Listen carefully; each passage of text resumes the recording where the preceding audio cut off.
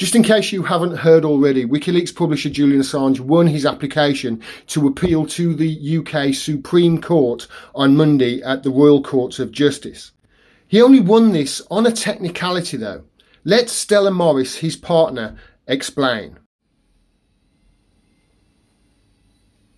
The case had raised a legal question over the circumstances in which judges had received and considered assurances from the United States over how Mr. Assange would be treated in prison. And that's why he was given the option to refer on to the Supreme Court. Can you, though, explain what that means, what your understanding of that is?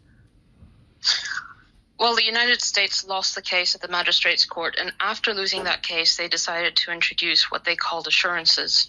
Now, the assurances are a complete misnomer. They're a PR exercise. They don't protect Julian at all from anything, and that's why Amnesty International say they are inherently unreliable. And I say this because the wording of the letter that the US government sent to the UK government explicitly states that the US, quote, retains the power to impose special administrative measures, unquote, which is the very treatment that the UK courts have found would lead to his death. So it's still, those so-called assurances still expose him to barbaric Guantanamo-like conditions that would bury him alive for the rest of his life.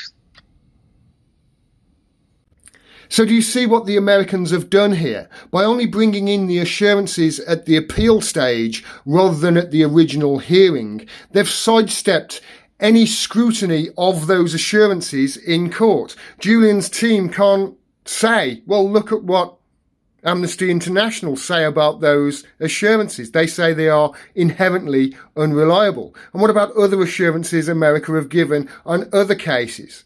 They've sidestepped all of that scrutiny. They're sidestepping any scrutiny of the case, really, at all. Scrutiny such as the FBI's key witness in the case. He's admitted that what's in the indictment against Julian is pure fabrication.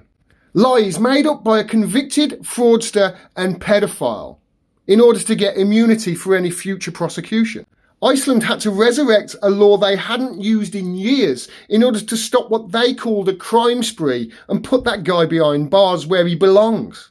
They've avoided such scrutiny as, well, how can we take the assurances of the same people whose CIA was planning to kidnap and kill him in the centre of London just 3 years ago? They've avoided all talk of the fact that Julian was being spied on in real time by the CIA in his meetings with doctors and lawyers and other journalists. I've said it before and I've said it again. To say that this case is being resided over in a kangaroo court is an insult to kangaroos.